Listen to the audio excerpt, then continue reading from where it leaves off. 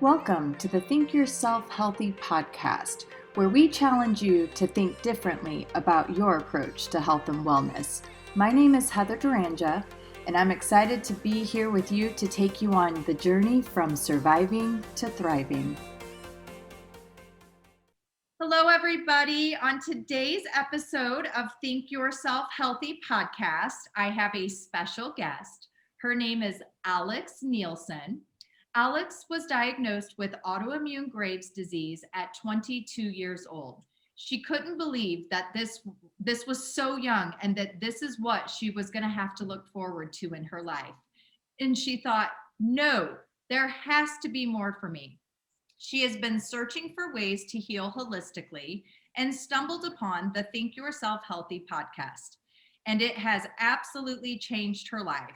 She wants to share her healing journey and hope that it can give hope to others who are on a similar journey.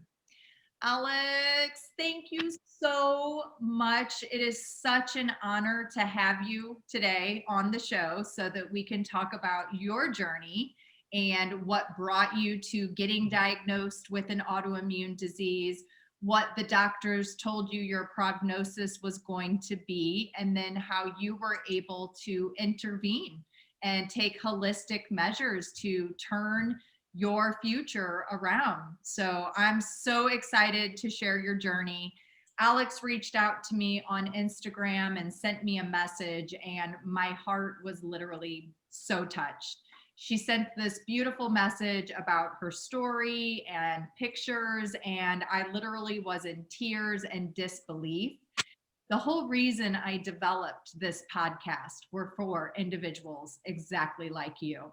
And the fact that you found it, you utilized it, you put action behind it, and you have been able to change the trajectory of your future is all I could ever hope for. So thank you so immensely for the validation and the work that I do by reaching out and sharing your story with me. And I'm excited for everyone today to get to hear your personal story. So thank you, Alex. It means a lot. Thank you so much for having me on, Heather. Likewise, you have just absolutely validated everything I'm doing because it has been a very lonely journey, but it has been the most fulfilling. So I'm very excited to be on here today, and it's such an honor to talk to you today. You are just amazing, girl. I am so impressed with your resilience. Amazing. So tell me a little bit about what happened, what led up to you getting this diagnosis? So basically, I have had like heart palpitations my whole life. I've always had anxiety. I've never been diagnosed clinically, but I always knew that I had it. I've always been anxious, always been at the edge of my seat. And then all of a sudden within it was the end of 2019, I started getting really bad stomach issues, which didn't my doctor said had nothing to do with my thyroid. So nobody thought of this. And then all of a sudden the pandemic hit, and at work we are eating junk food upon junk food. And I am losing weight. And I'm like, how can this be happening? And so I told my doctor, and he's like, well, you should probably check your thyroid. And boom, I had a hyperactive thyroid. And then I got a thyroid uptake test, and they determined that I had Graves disease. So it's just so crazy because I actually thought that I was going crazy. I was put on pills. I was put on a few different antidepressants, anti-anxiety medications, and the feeling that they gave me was just, I did not like it. They can be really helpful for other people, but they're not for me. So I searched other ways, and as soon as I started taking the methimazole, things started looking better. It started helping, but I didn't feel good still. So I was like, you know what? The ultimate goal of the treatment was to get my thyroid completely removed. And I was like, what? I'm 23. Now I'm 23. I can't have a whole body part removed, a very important organ removed that controls my hormones and everything. I'm a woman. I need that. Right. So I have to do something about this. And they said, well, you can't, like, if you avoid surgery, you have to keep taking the tapazole and methimazole, and it can cause a birth defect in a baby if you ever want to have a baby. And of course, I want to have babies one day. So that wasn't an option for me either. So I'm like, you know what? I want to take this into my own hands. And I started looking for answers. And I stumbled upon your cast, and it just like changed everything. So yeah, that was kind of leading up to it. I just started doing, like, there's this thing called Graves Rage, and it's like just things that I would not normally do. And if you do like research on Graves disease, there's not a lot out there. Like, it's mostly for hypo, not hyper. Right. Yeah, so it was kind of hard for me to find answers, but I was like, you know what, maybe the holistic way is the way. Like, I've always had a low-key kind of passion for trying to eat healthy and trying to be healthy, but I absolutely fell victim to the yo-yo diets. And another thing is I worked myself to death. So I always had the excuse that I never had time to eat healthy. Mm-hmm. And so things just built up, and I was like, you know what, like, I need to de-stress. So I was working 3 jobs at the time, and now I'm down to 1. I've totally changed my priorities. I wake up in the morning and my body's like, you have to feed me that green smoothie or I am not going to like you. That's awesome. Yeah. So that was kind of, I guess that's more than leading up to it, but I knew something was off, and it was just like I was put on stomach acid pills and then pills to deal with those side effects, and then another pill to deal with those side effects. And I was like, no, I'm not taking all this medication. No way. Right. And one of the things that kind of irritates me in terms of the medical world is that when someone as young as you gets this diagnosis. I was 18 when I got diagnosed with my autoimmune kidney disease, and I could not get health insurance. They told me I was looking at dialysis or transplant in 5 years. And there was something intuitively inside me that said, this just doesn't feel like my truth. This just doesn't feel like I can accept that as my fate. I'm going to see what options are out there. I know that I can find a different path. And many people, especially as young as, yourself and myself, we tend to put a lot of trust in the medical system, and we don't realize that we have options and there are other ways. We kind of have this false belief that, well, if the doctor says, then I guess that's the only way. And so many fall victim to their diagnosis. They get their diagnosis, they Google it, they read all of the symptoms, the prognosis, and then they basically set their perspective of what their life is going to look like moving forward off of this diagnosis. And for me, I refuse to believe that. I refuse to accept that as my reality. I was really scared, when I was back at that time. When I graduated high school, I had always believed that I was an unintelligent individual, that I didn't have the capability of having knowledge and academic success. So when I didn't have the ability to go to the doctors, I was scared. I was like, I'm an idiot. How am I going to figure this out? And that's when I chose to really start defying my own perception of who I was and what I was capable of achieving.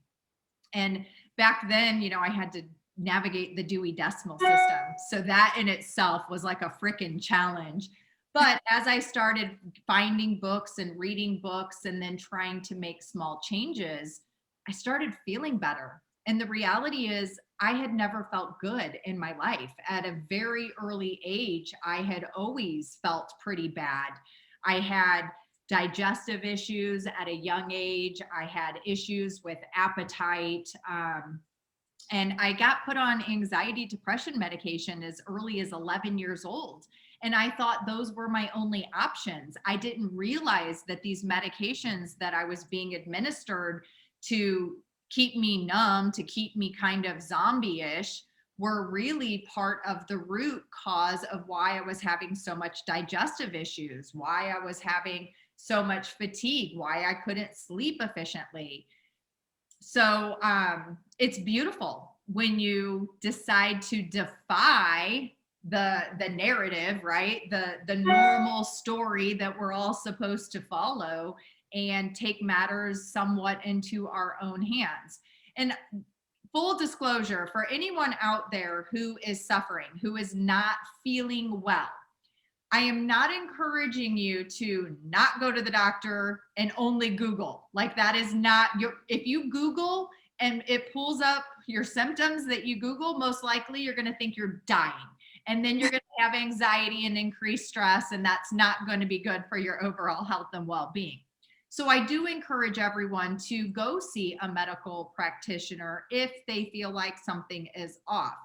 But what I'm encouraging you is, don't just accept whatever answer you get as your final fate. You still have power. There are things that you can do. And Alex is a perfect example. I myself am a good example of being able to take responsibility for our lifestyle actions. It can literally change your life. Absolutely change your life. So tell me, when you got your diagnosis, once you got that diagnosis, like, what were you thinking? What kind of changes were you considering you were going to have to make for your future? So first of all, when I got the diagnosis, honestly, it was such a relief to know that I wasn't going crazy. Mm-hmm. Yeah. Like, I knew that there was something going on, and the doctor was like, well, it could be your stomach, or it could be this. And I was like, no, like, something's really wrong. Like, it was to the point where I couldn't eat or drink anything. I'd throw up, and yeah. So, but as soon as I was like, I kind of accepted the diagnosis, and I was kind of going that way where I was like, okay, yeah, I guess I got to get my thyroid removed. Doctor said, blah, blah, blah.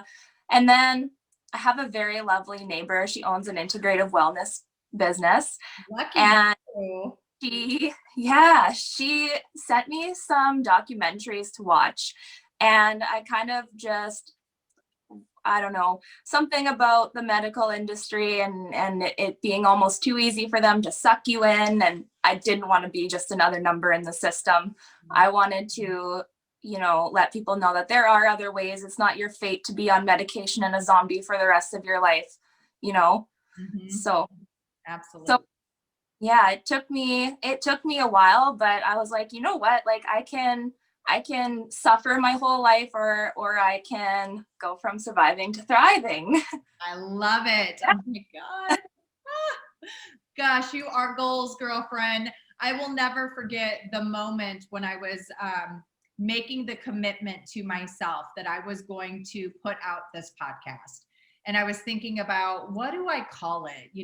Because the reality is, it all starts with our thoughts.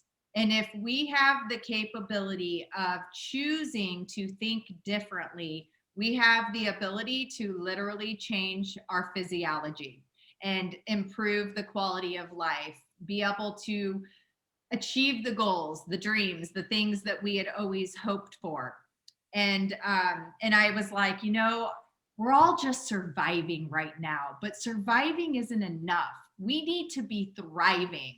And that's when I was like, that's it. It's from surviving to thriving. And so to hear your personal testimony, to hear your story, you are the epitome of going from surviving to thriving. And you did that yourself. You did it.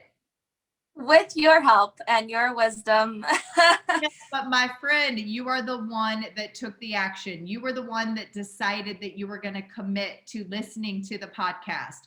And then from listening to the podcast, you were going to evaluate certain components of your current situation and identify where there was room for improvement. That takes a lot of courage. That takes bravery. A lot of people, what I find as a practitioner, especially focusing on autoimmune disease, a lot of times when we get our diagnoses, it gives us a purpose, right? Like, for instance, you weren't crazy. There physically was something really, truly wrong with you that was diagnosable. So now you have this thing that you can attach to, right? And most of us choose to attach to it in a way that serves a negative purpose. It gives us attention. Everyone, oh, poor you. Oh, gosh, oh, that's so sad. Tell me about it. We get doctor appointments, right? We have to have medication. So it gives us this sense of purpose. However, we have to decide, is this the kind of purpose that I want it to serve? And if not, then we have to choose to let go of the diagnosis, put the energy and effort into taking some action, thinking differently about the approach we've been told to take, and then have the courage to take that first step forward. And usually when we have the ability to do that, oh, it's like unicorns and rainbows on the other side.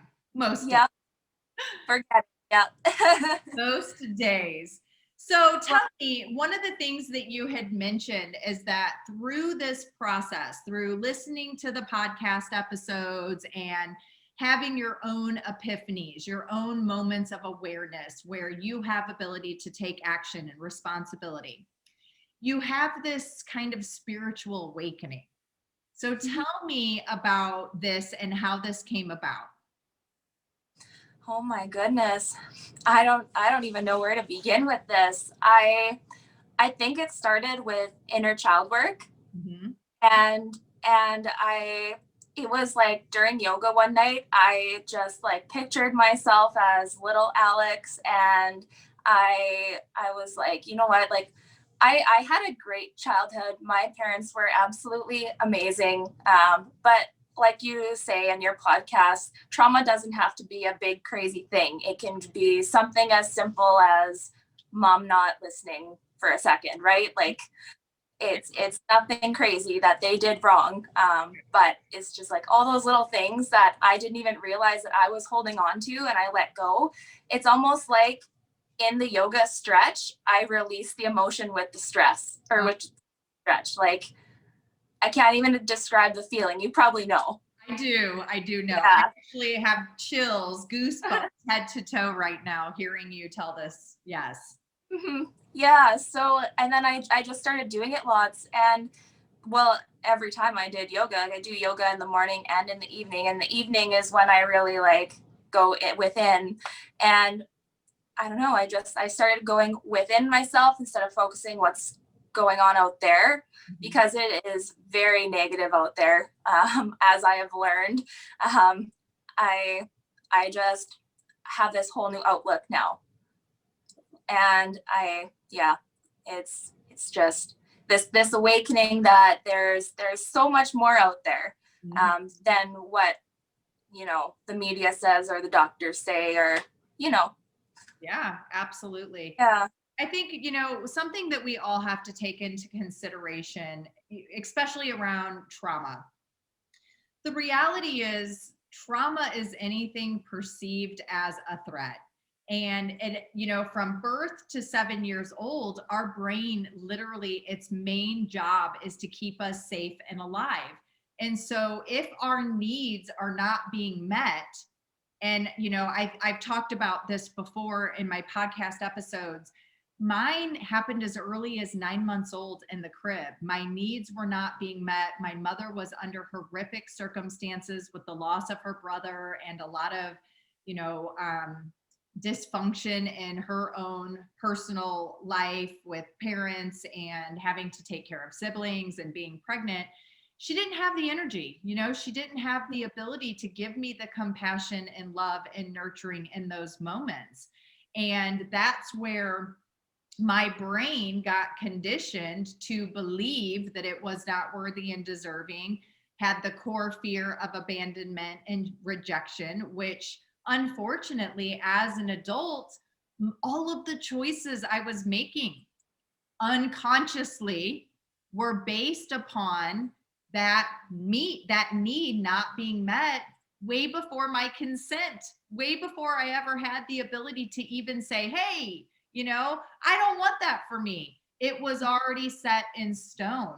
And so I see so many people struggling. And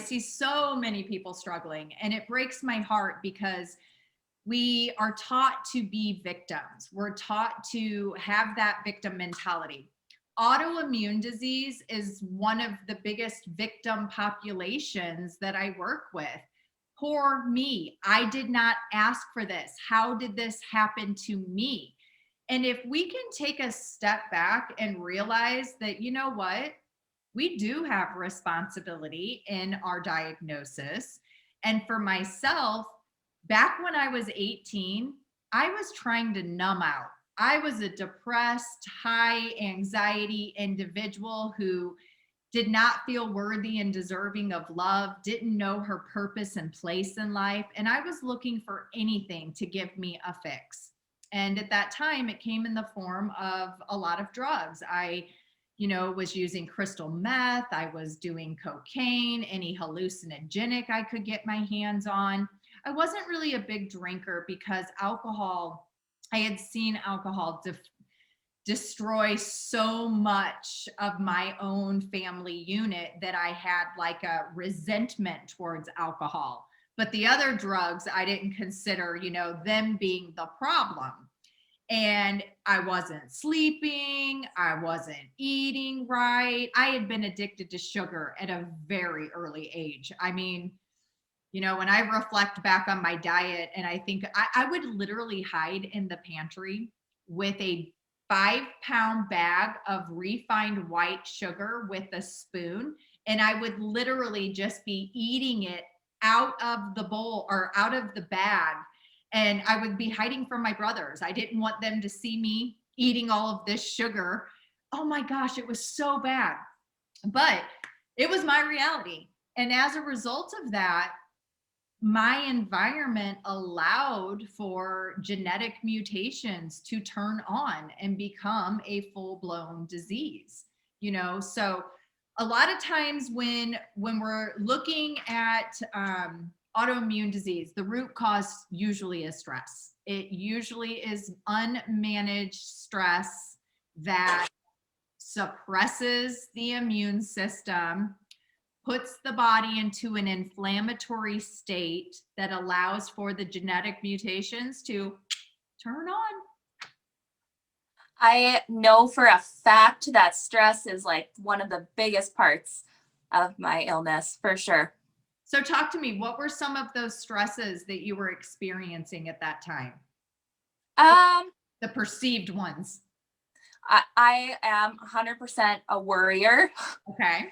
So I stress about every little thing. There is not a thing that I don't stress about. So I really had to learn to work with myself to be like, hey, you know what? And that's where the spiritual awakening and really helped me, because I'm like, you know what? The universe is going to work for me if I let it and if I listen. So that was the biggest part of me is letting go of control.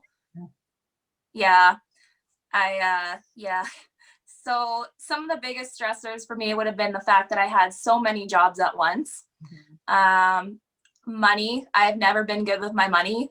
I mean, I'm good with my money. I always pay my bills, but saving, forget it. Yeah. I'm not great. Finances is a huge trigger for myself. And that's Yeah. something that I've really had to work on over the last many decades.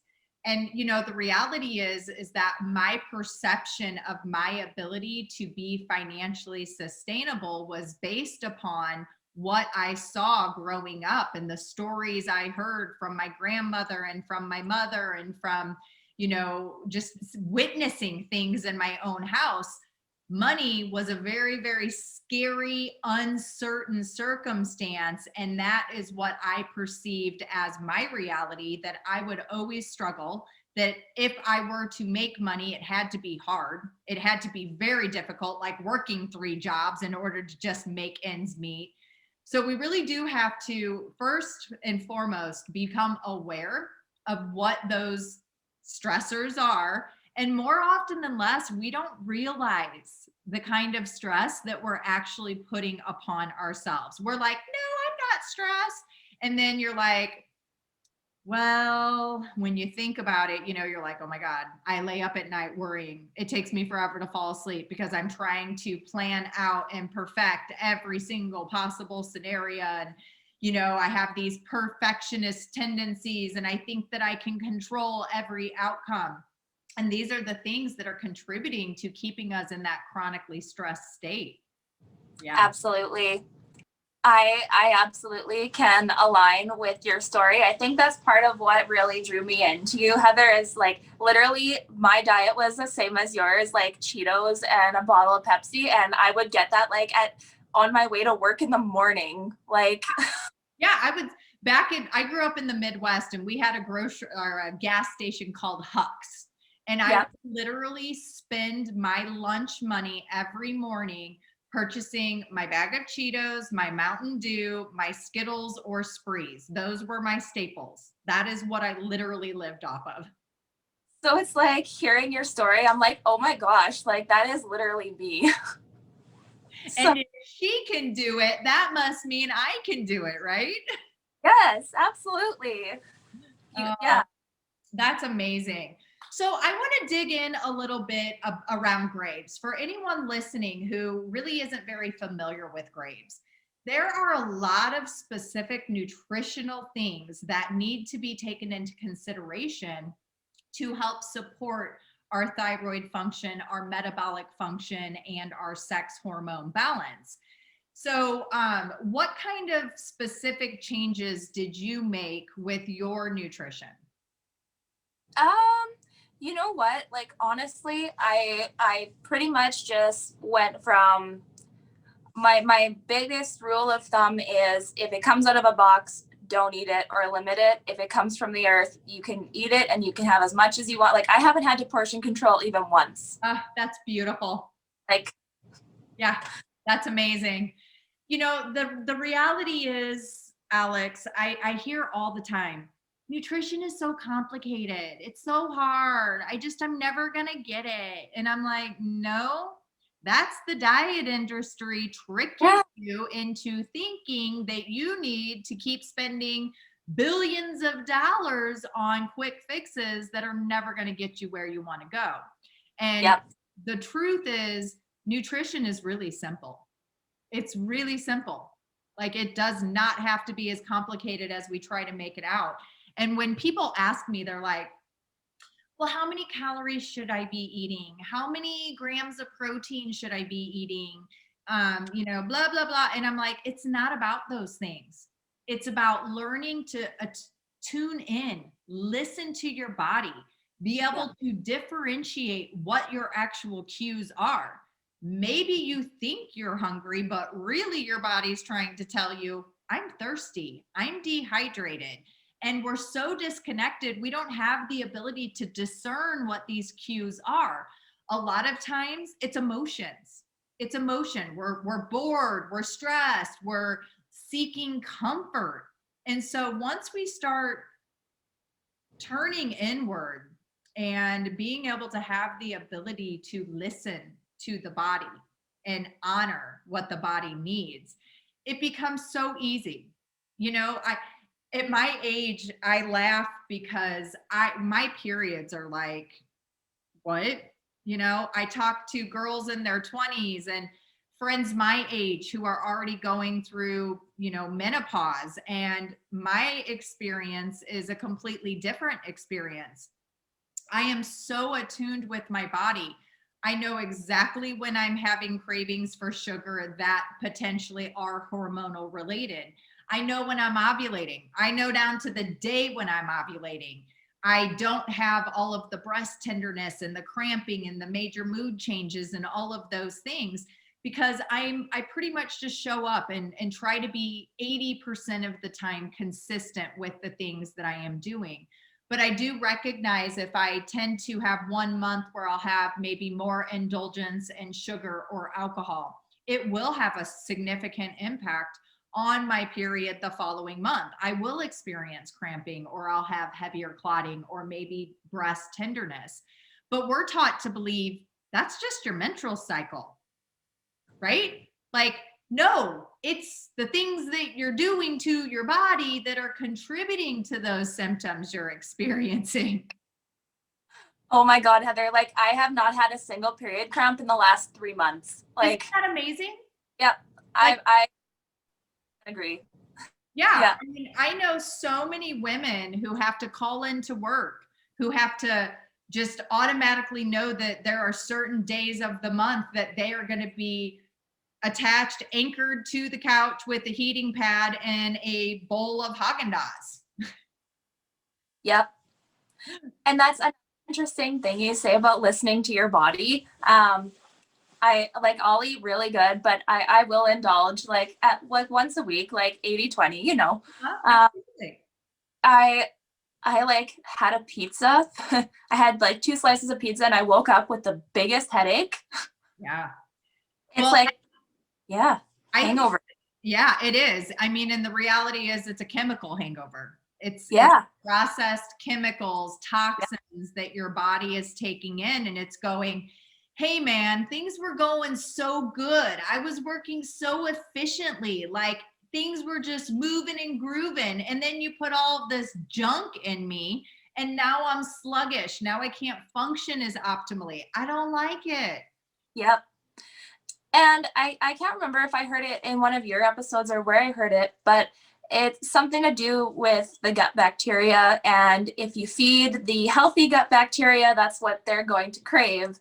But if you feed it the junk food, the bacteria, the junk food, then it's going to crave the junk food. So I think that consistency is also a huge part. Absolutely. Yeah. Consistency is key. And for everyone listening, I am not a perfect person. I've never tried to I can't even talk.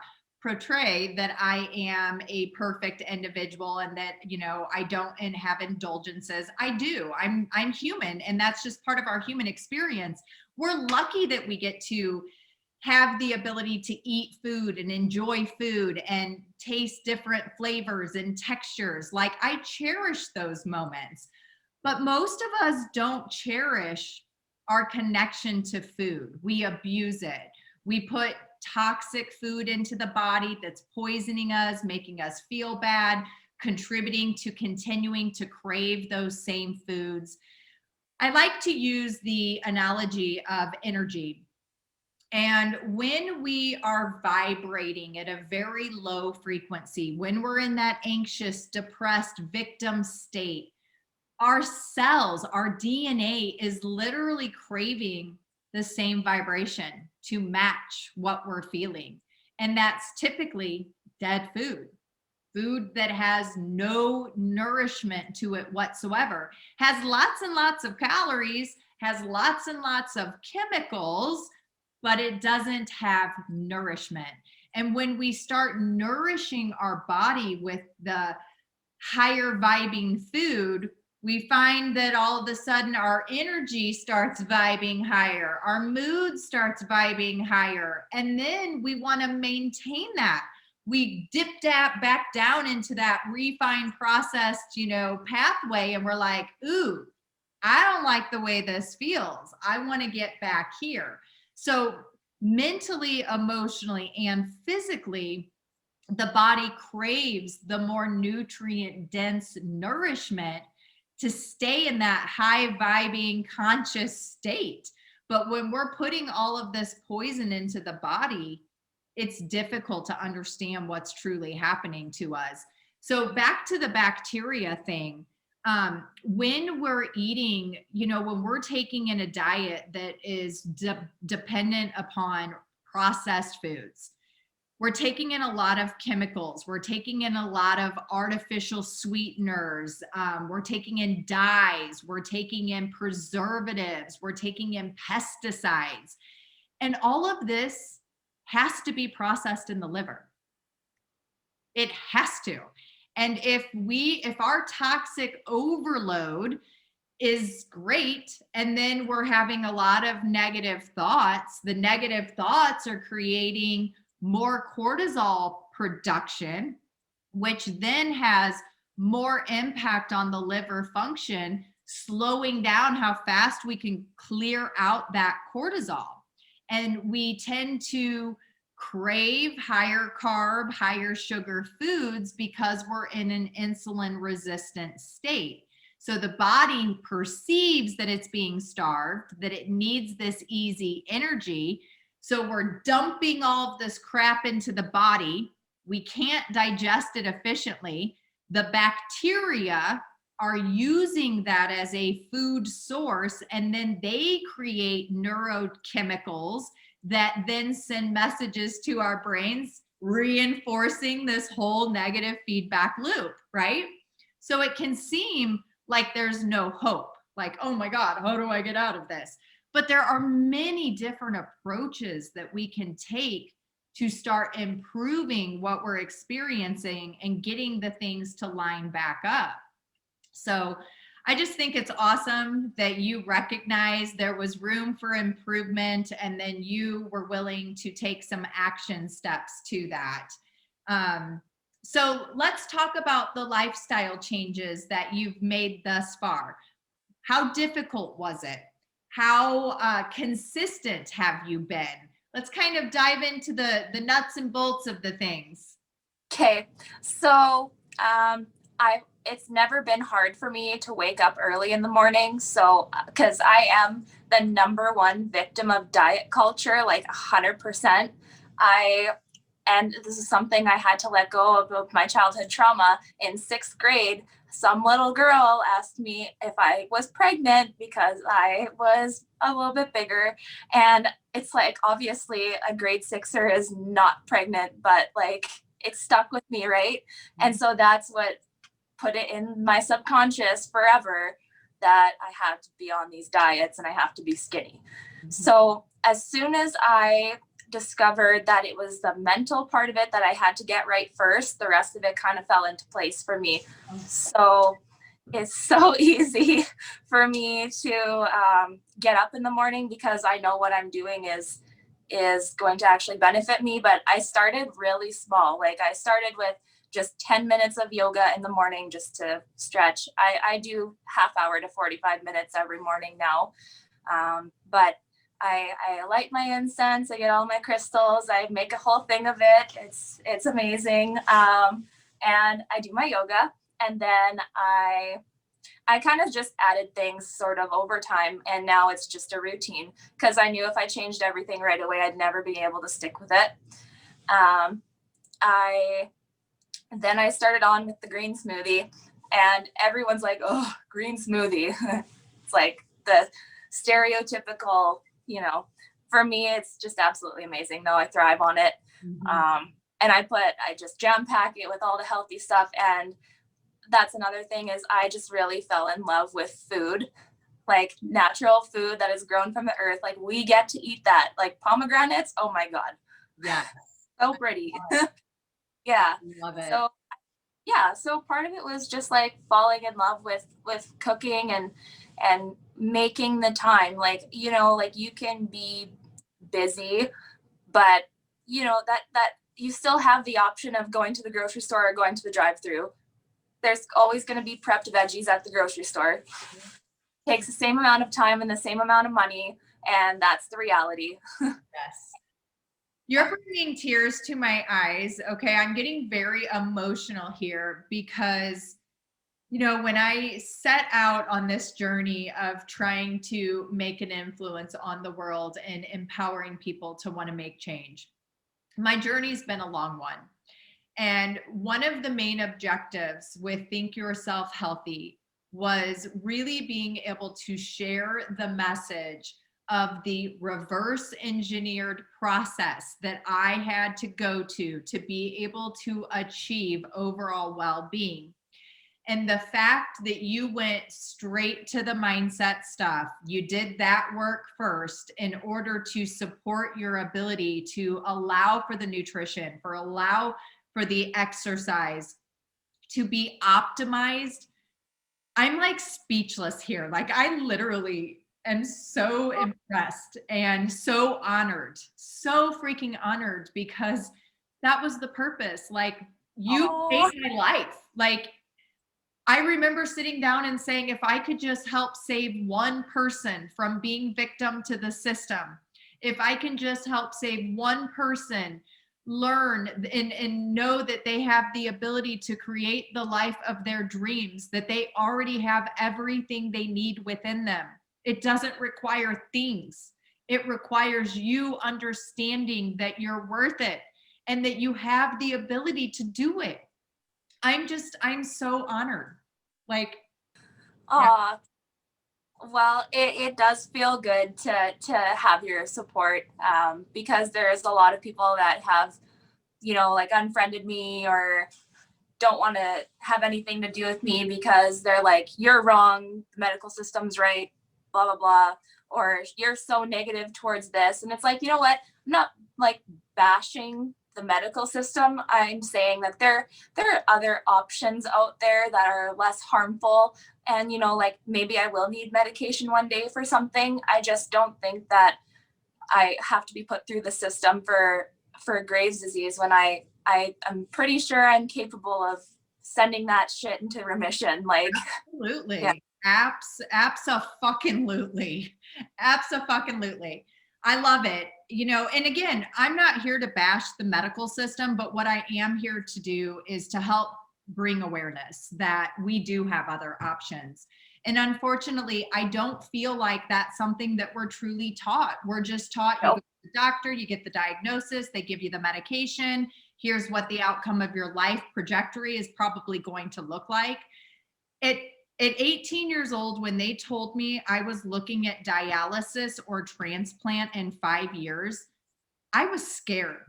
That was frightening. I thought death. Like, oh my God, this means death. I'm going to be dead before I'm 25 years old. And the other things that popped in my mind were I'm going to have to eat a very rigid diet. I'm going to have to be on medications to help keep my blood okay. There were so many things that I thought I was going to have to do. And by just empowering myself to make some small changes and staying consistent with them, I have bought 27 quality years on my life. They told me by 40 I wouldn't have any teeth.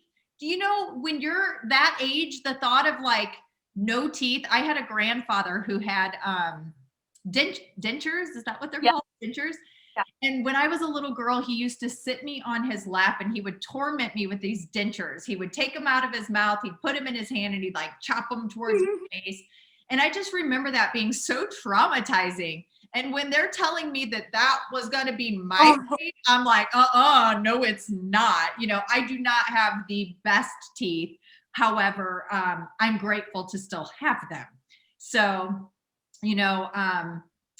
I was able to decide that there was something different out there and then try. And it's all about trying. You at least have to. I wish more people could give the holistic lifestyle approach a chance at least 90 days before they went straight to the other alternatives, because I have a feeling that we would see a much healthier, happier society if that was the way that we chose to take action initially, instead of go in the opposite direction and then just continuing to get sicker and sicker and sicker. Well, it's just so crazy because we have the most advanced medical care system and the most sick people. Yes. I'm like, you know what? Let's not be another number. Let's try and defy these odds. There's no money in healthy people. Right. Well, and that's the truth. I mean, the reality is in America, we're consumers. We're consumers of technology. We're consumers of media. We're consumers of fast food. We're consumers of refined processed food. We're consumers of pharmaceuticals. We're consumers of recreational drugs. We're consumers of alcohol. we're consumers of porn. I mean, the list can go on and on and on, right? And, you know, in my opinion, these are very low vibrational things that keep us stuck in our depression, in our anxiety. And so it works. The system works. Mm-hmm. We just have to ask ourselves, is this how I want it to work for me? Because if this is not what you want for yourself, then you're going to have to get out of the system. You're going to have to rethink the approach that we've been taught we have to take. And that's courage. The system was never ever for me. I never ever fit in, and I was like, you know what? Why would I try and fit in now? I'm going to try and love it. Because I love it. I love it. So I want to talk a little bit. I want to talk a little bit about Graves for anyone who is listening and maybe has Graves or knows somebody with Graves. So when you went, did they ever talk any nutrition approaches with you? Did they tell you, here's what you're looking at because of this disease nutritionally that you need to take into consideration? They told me diet whatsoever would have zero impact on recovery or anything. They said I could take a selenium supplement, maybe that would help, but they said there's no way. It's permanent, it's forever. You have to get this procedure done and be on medication for the rest of your life, basically. And then I started reading stories online and joined all these groups about it, and they're like, life after the thyroidectomy or whatever it's called is absolute hell. Like it less improvements than more. So I'm like, you know what? I don't want to have to deal with that for the rest of my life. Like I deal with enough as it is. I don't need to have another thing on top of me. Wow. Yeah. It's shocking and it's not shocking because I hear so many stories like this.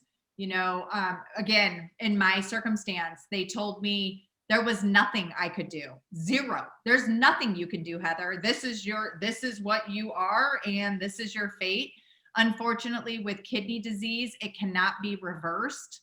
You're just going to continue to degrade, and in 5 years, we'll be lucky if you still have an opportunity to be here long term. So it was frightening, but what I found was my diet had a huge impact on the way that I was feeling and the prognosis of my outcome.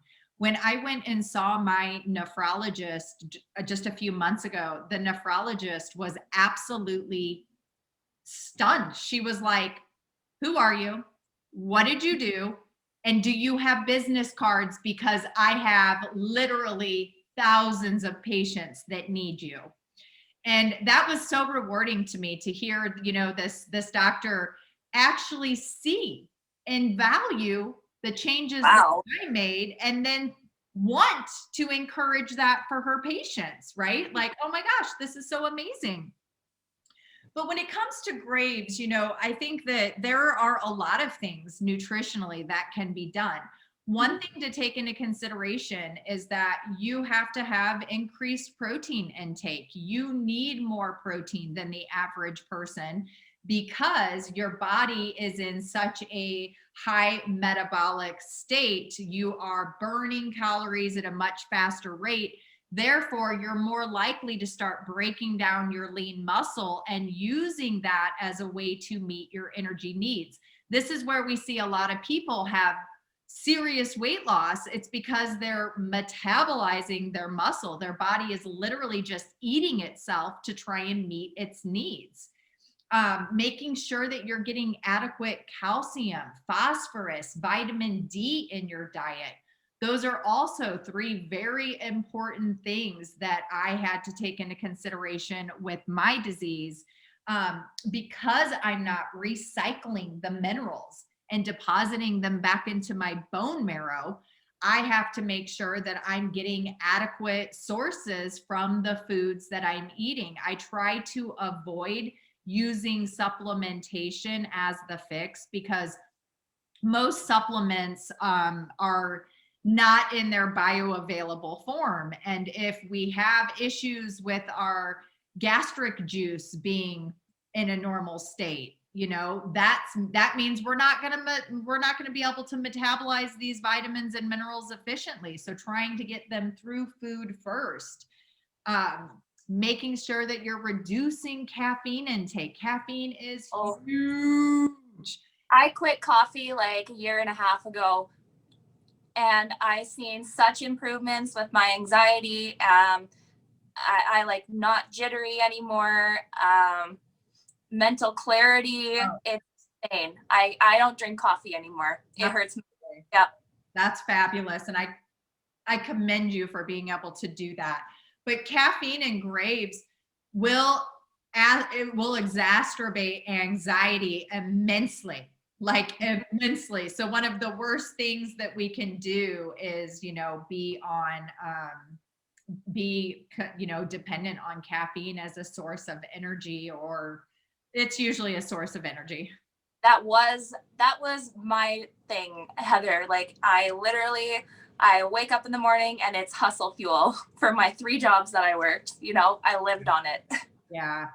Yeah. Gosh, Alex, it's amazing. It's so beautiful to hear your story, and number one, to have the courage, like, to be able to let go of 3 jobs and think that you would still be able to make ends meet, that you would actually have a better quality of life by relinquishing all of that responsibility and commitment that was overtaxing you. Oh yeah, absolutely. Was it scary? Well, it was kind of scary. Yeah. Like all those extra jobs that I had were to just kind of like, I had to make extra money for my wedding. I had to make extra money to save and had to make extra money for this. And it was like, I had this mentality, like I never had enough money. And I was like, you know what? Okay. Like just have enough money to cover the bases and have a little bit of money for yourself and just change your focus to working on yourself. And I am so glad I did. Oh, that's beautiful. Yeah. We can surrender when we have the ability to surrender all of the things that we think we truly have control over, which we don't. We do not. No. It's amazing. It's like amazing what happens. I talk about energy all the time because the reality is it all boils down to energy. It cannot be created nor destroyed. It's just transferred. And when we're trying to control things and we're in these high anxious states, we're literally blocking our ability to receive the abundance that wants to come into our life. And a lot of times we don't recognize the forms of abundance that we're receiving. No. Can I tell you about that? Yeah.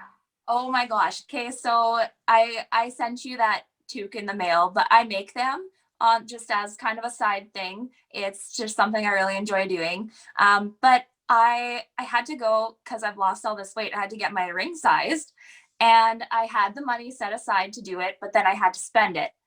And I was like, okay, where am I going to come up with this extra $60? And all of a sudden, I got 3 orders for toques. Oh, that's amazing. That's the universe delivering right there. Absolutely. I love it. And I haven't received it yet, so I don't want you to think that I'm being rude. I just haven't got it. So hopefully it will be coming immediately. I was hoping to have it in Joshua Tree last weekend because it was so cold, and I was like, I'll be able to get cute pics. And then it snowed. It snowed. I didn't even know it snowed in the desert. Yeah, I was like, whoa, this is crazy. Desert? Yeah, crazy. Wow. But as soon as I get it, we've been having very cool temperatures here. So it's coming at the perfect time. And I will make sure to take a picture and then also attach your Instagram account so that if anyone else is interested in supporting you, they will know where to get one. Thanks.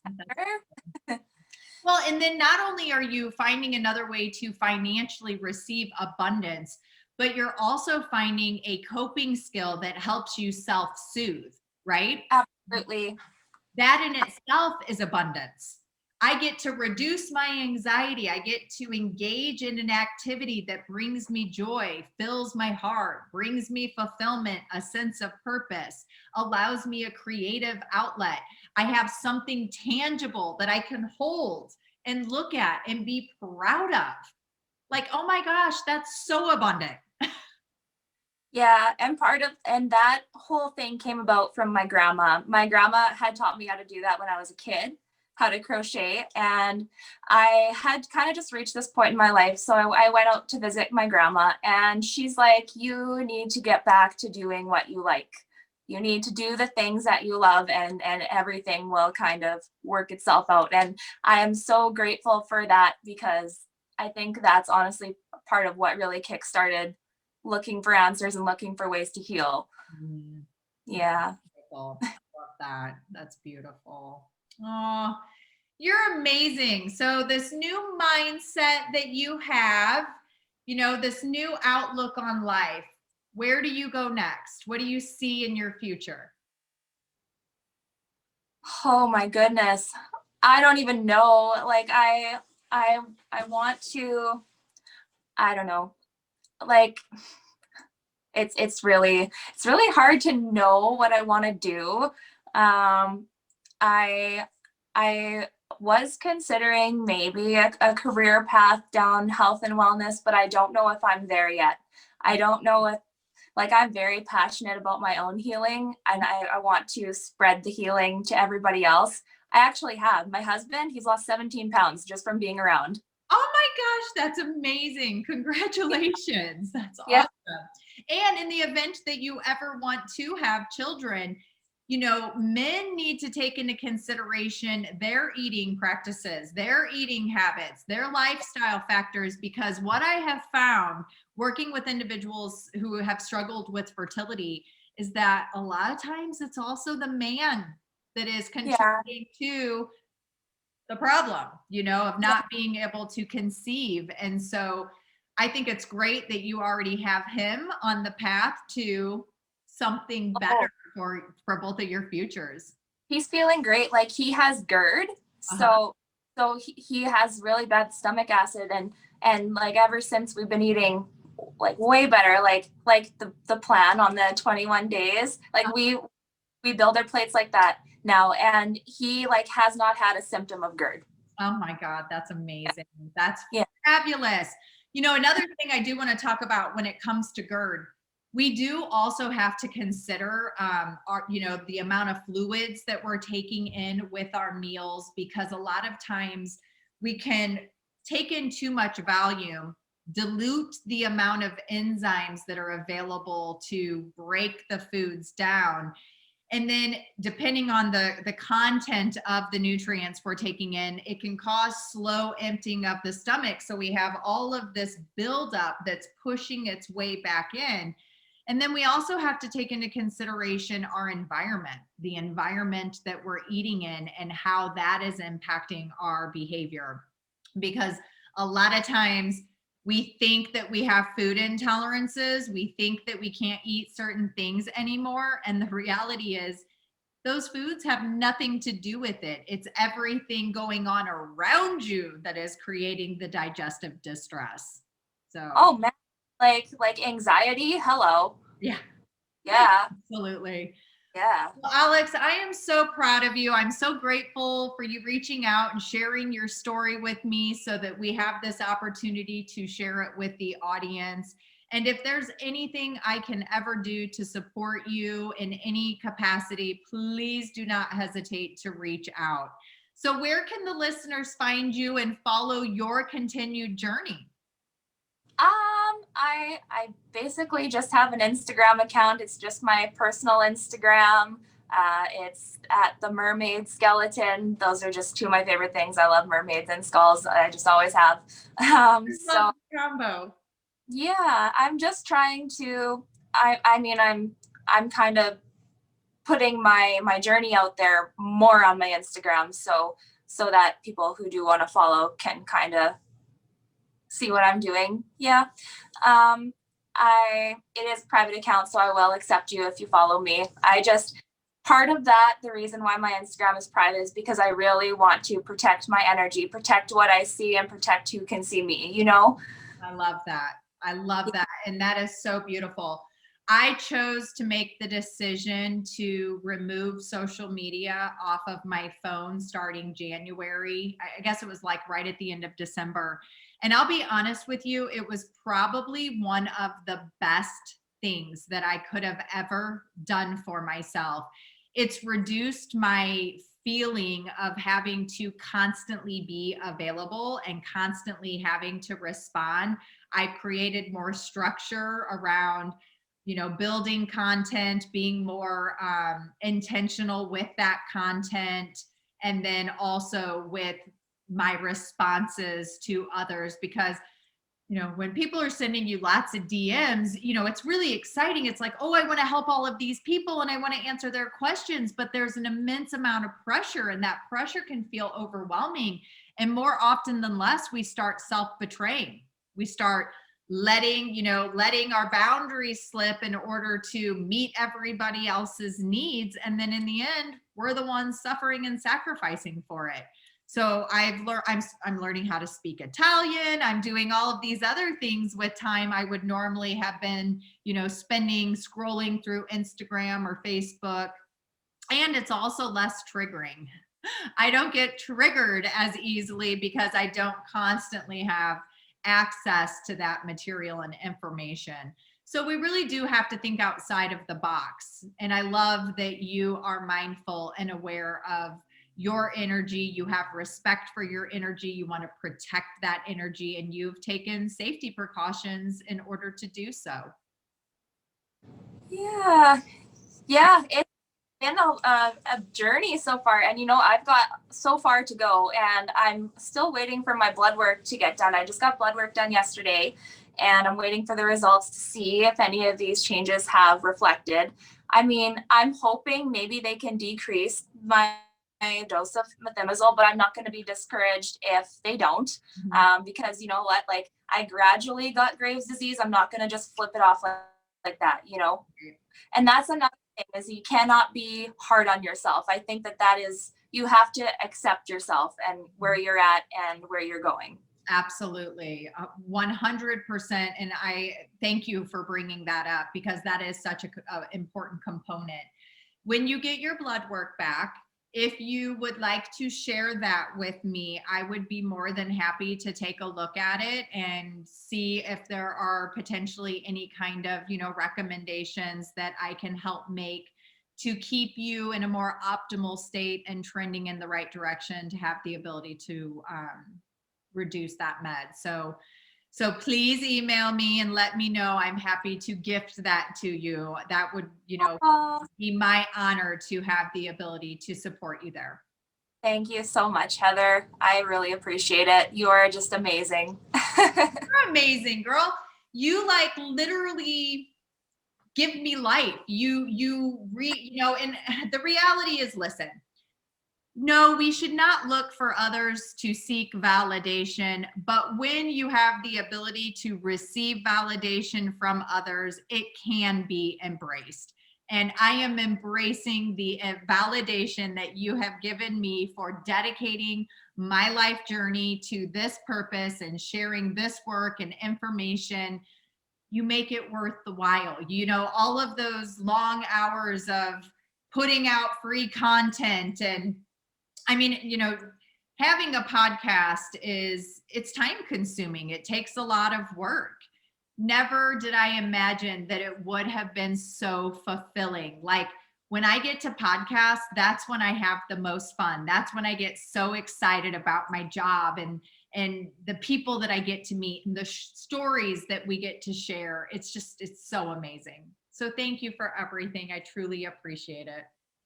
Well, likewise, Heather, like you said, you should not always seek external validation, but just having you validate everything I'm doing, because I know that there are many, many people out there that think I'm woo-woo about all of this. And it just feels so good to know that I'm not to someone, Absolutely. you found your path. And the reality is we all have different paths, and we've got to stop judging one another for choosing something different, because the world would be really boring if we were all just the same. And if we can let go of judgment of others and judgment of self, this world, we will be living heaven on earth. We will be living in a peaceful place of love and joy. And I feel that we are headed in that direction. We just have to keep waking more up to the ability, to their reality, that they really truly do have a choice. They do. Well, my friend, it has been such a pleasure. Thank you so much for coming on today and sharing your story and spending time with us. And I look forward to watching your continued journey. And I will make sure to attach your Instagram handle so everyone can find you at Mermaids and Skeletons. Is that right?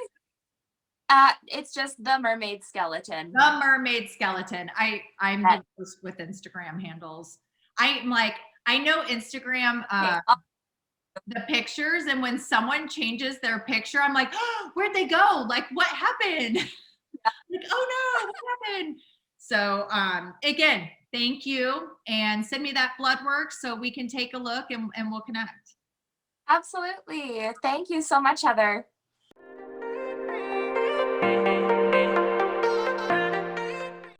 Thanks for joining us on the Think Yourself Healthy podcast. Make sure you leave a review and let me know what you think. I love reading your feedback. Come hang out with me on Instagram at Heather Duranja, and don't forget to take a screenshot that you're listening to the podcast and tag me. I love to share it. See you on the next episode.